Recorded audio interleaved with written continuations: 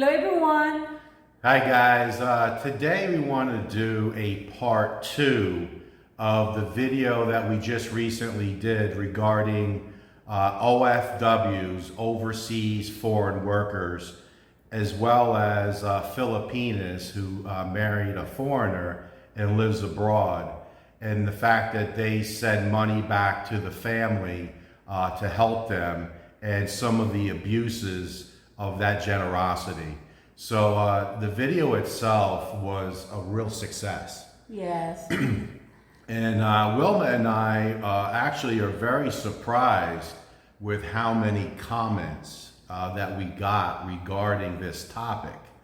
So when we started seeing all these comments and all the stories, and a lot of you got real specific. So I'm going to go over some of the numbers. I have some notes.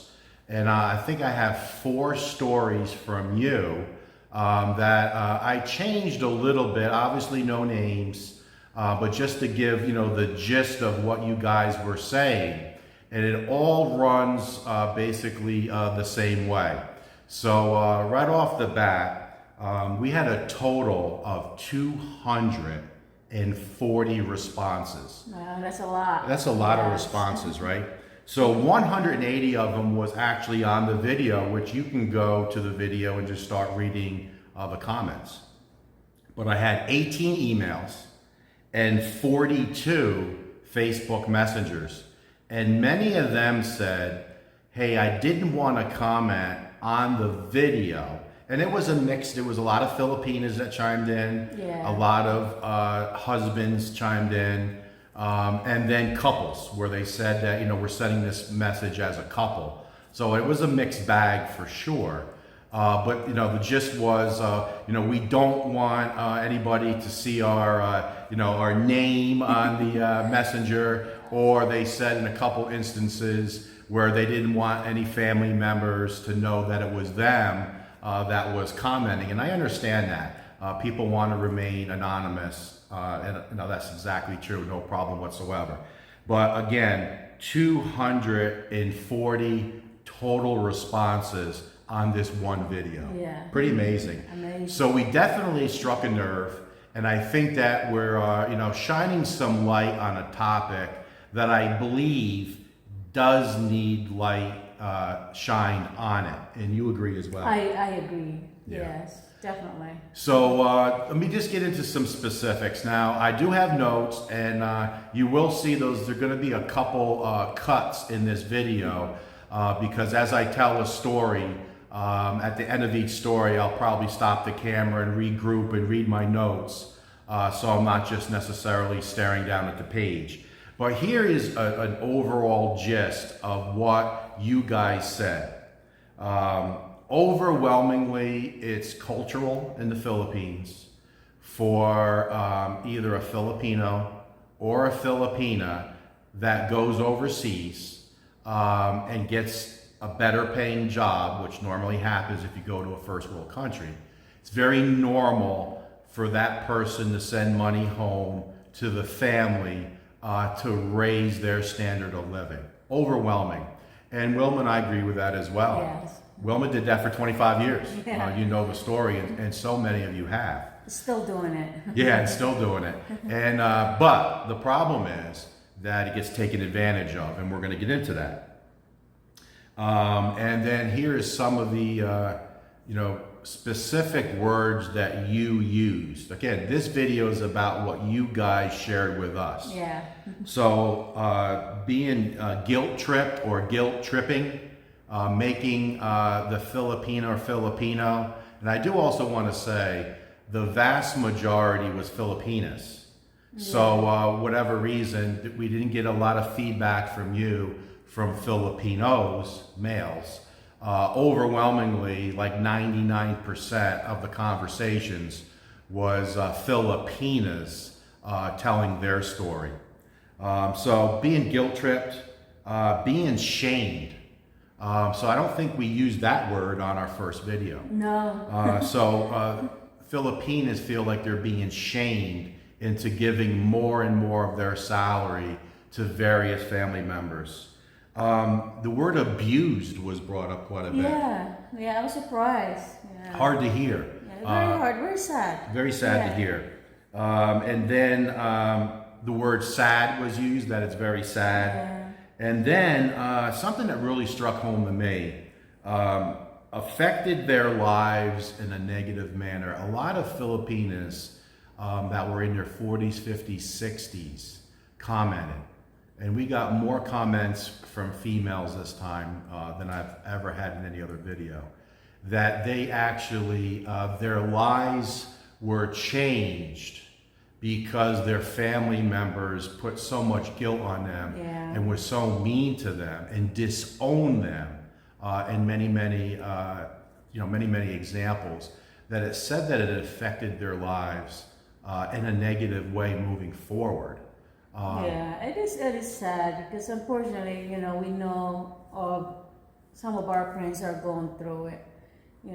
It's a very sad story. Yeah, sad story. Yeah. So what we're going to do now is we're going to get into, I think I have 4 stories, and I think the 4th story is kind of multiple people grouped together, because again, it's pretty amazing how, we'll get, 10 messages and it seems like it's a carbon copy from person to person.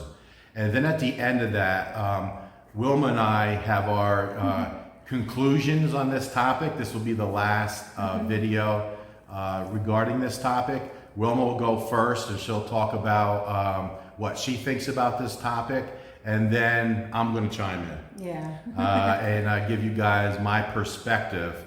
And it's changed a little bit because of this video, the first video, because we knew it was an issue. We knew it was a topic of discussion.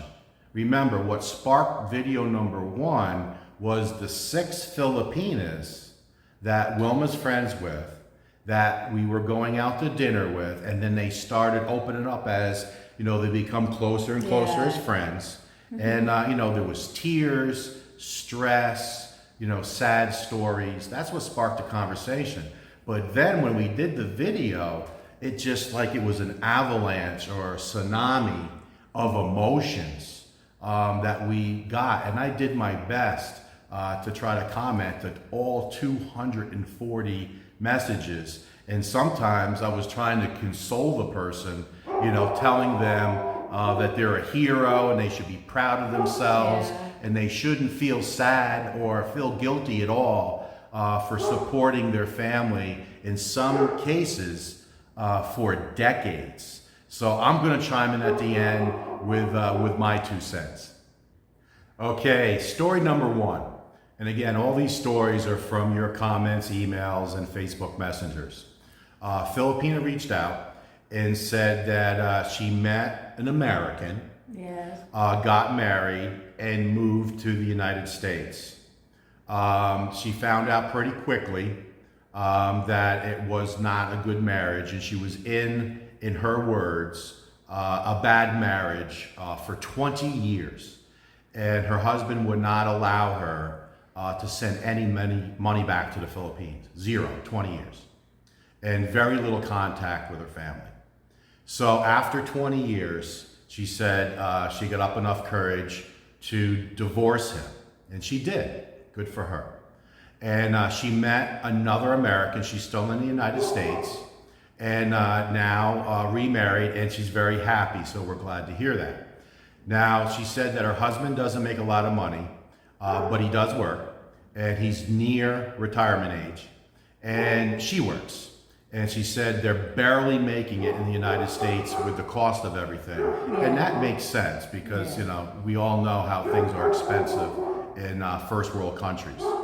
So bottom line is they was able to scrape together $100 a month. So that's 5,000 pesos. And she's now sending back for several months to her mom, who's still alive, $100 per month to help her mom. And she says she's very, very proud about that. Finally, she said, after all these years, she can send money back, and she's happy to do it. But she made it very clear in the story that, it's putting a strain because they're barely making it, in the U.S. So she said that she also has 10 brothers and sisters. That's a lot of siblings. That's a lot of kids, right? I Yeah. mean, that's definitely a lot of kids.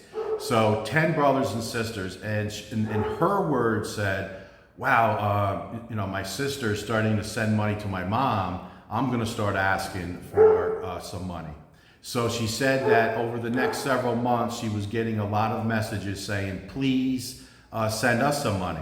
Yeah, I need money for this, I need money for that, and it was just start putting guilt trip toward her. Right.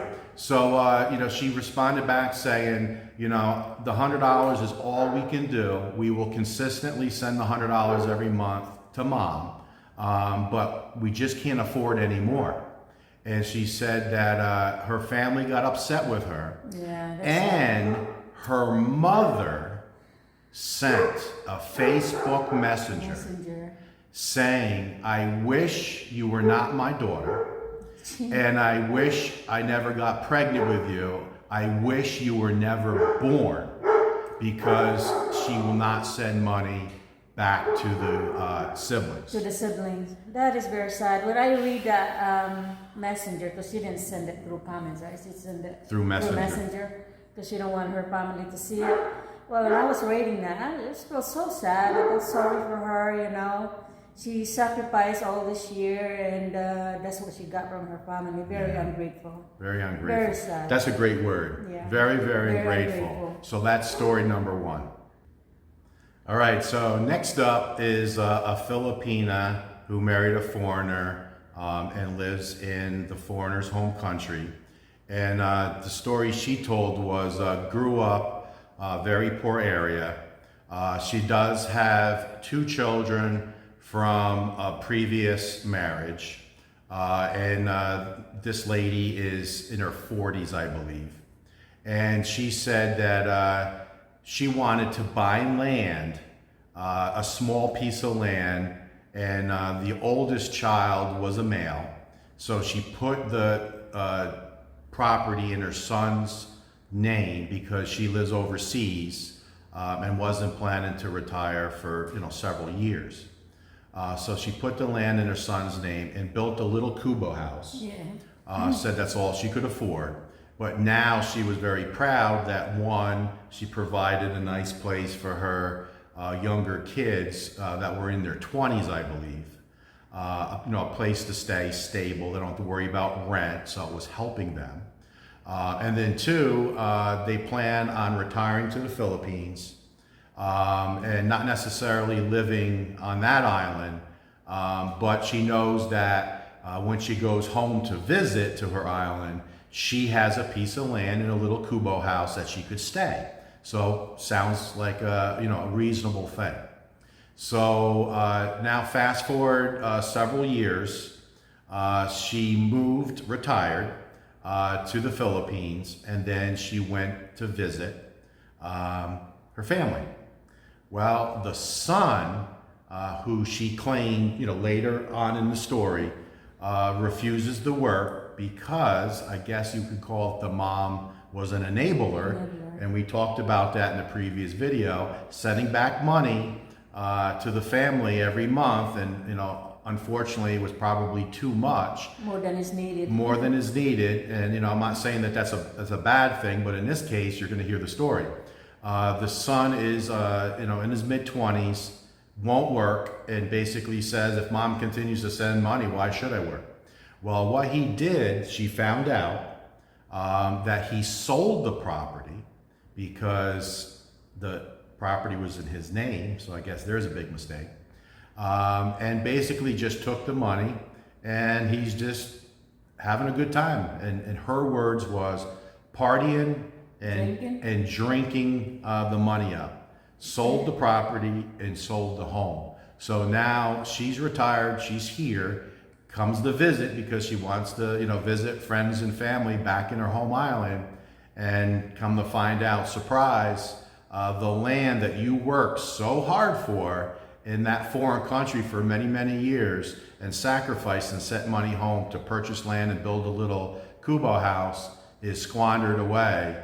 And your son is basically just stole that from you and just drinking up the profits from that land. So That's story number 2. All right, so next up is, this story is a little complicated, so I hope I'm going to be able to explain this correctly. So Filipina, once again, lives in a foreign country, married to a foreigner, wanted to build a home for her parents. Sounds familiar? Bought land for the parents, built a home, concrete home, and it took her a long time to get it done because she was sending a little bit of money, throughout the years to get it done. Yeah. Put the house in the parents' name. One of her siblings wanted to start a business, and my understanding is her word was nefarious, so it wasn't necessarily lawful. The parents mortgaged the home to the sibling without asking the Filipina who paid for the land and house.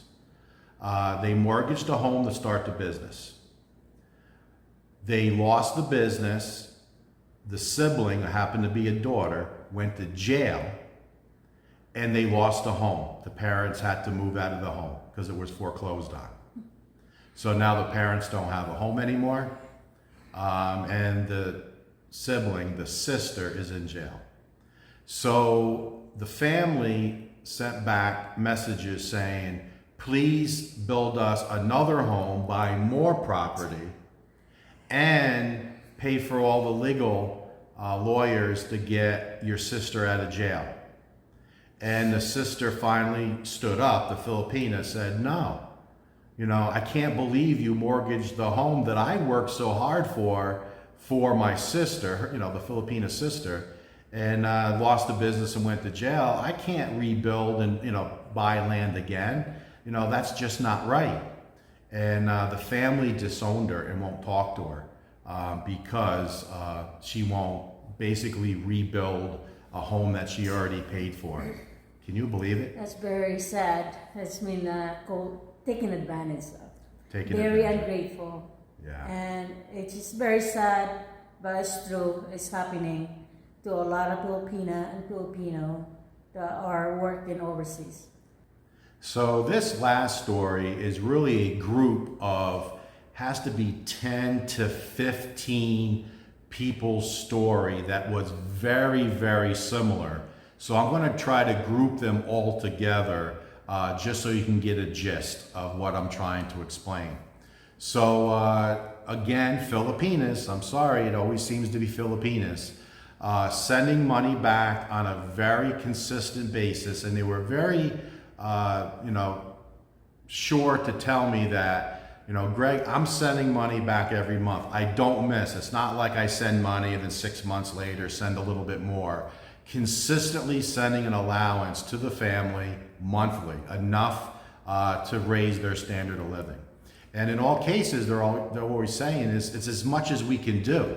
We sit down, husband and wife, and try to figure out how much money to send, and we send as much as we can consistently, to help the family, which is great, which is fantastic. And then things change over time, and family members ask for more and more money, and they all took a stand and said, no, this is what we can afford to send, which makes sense to me. And we'll continue to send that, but we can't send any more money. And then I will look at my notes because I want to make sure that I'm very specific with what I said. They said that they were all heartbroken, these Filipinas, because this is what their family members said. You've changed, kind of similar to the first video. You're a bad person for not sending more money. You're selfish. And then here's something a little different that we didn't talk about on the first video. Don't talk to us anymore, and you're not welcome back to the Philippines. Wow, that's very sad. Can you believe it? Very sad. And guys, we don't like bringing bad news, but I think we need to shed light on this. It is happening. And if our little channel can get, some of this information out there and stop some of this just mean-spirited talk to these poor girls, in many cases it's girls, unfortunately, that are overseas foreign workers. And I also want to bring up, I think we're going to do a video to talk about conditions for Filipinas and Filipinos when they are an overseas foreign worker, because we do have quite a bit of experience in that. Wilma has family members that are currently overseas foreign workers. And the stories that we've been told firsthand from her family members to us is staggering. How they're not being treated properly, in some cases abused. They're not being fed properly. Not being fed properly. In their contract, they're supposed to have Wi-Fi so they can talk to their family here in the Philippines, and they're denied to have Wi-Fi. Or if they're given Wi-Fi, they have to pay for it, which is not in the contract. On and on and on. We're not going to get into that now, but just think about this. It's very relatable to this topic. You know, these young girls go overseas, and guys as well, and they're going through that stress. They're usually young. Unfortunately, it sounds like in many cases, not all, they're being treated very unfairly for a little bit of money. They're sending virtually all of their money back to their family and then mistreated by their family. Can you imagine the stress and pressure that these young girls are going through? So wanted to bring that up as a recap of these 4 stories. All right, so now Wilma and I, in conclusion, has our opinions on this topic. So Wilma's gonna go first. Pressure on me? Nah. Well, it is true, guys. Unfortunately, it's sad that, you know, there's all this story out there with an OFW. And, well, I don't consider myself as an OFW, but I did live in a foreign country and worked there for many years. And I support my family every month, my parents especially, and my parents very grateful for everything that I sent to them. I built them their dream home, and they never demand more from me.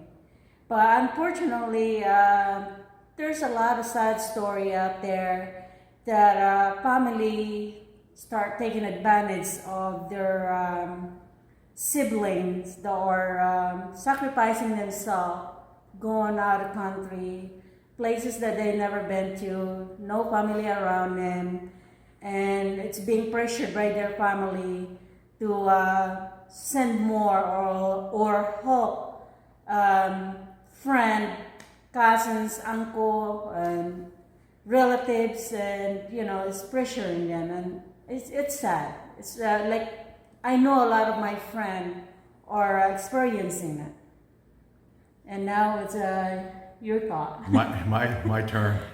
Your turn. All right, so and I said to Wilma, you know, how far do you want me to push this? And she said, say what you want to say. So here we go.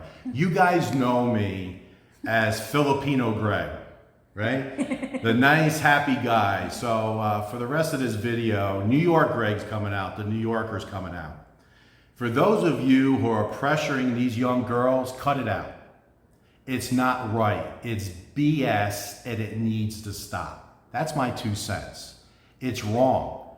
These young girls are coming from the Philippines, a developing country. They're shy. They are not worldly at all. They're not street smart.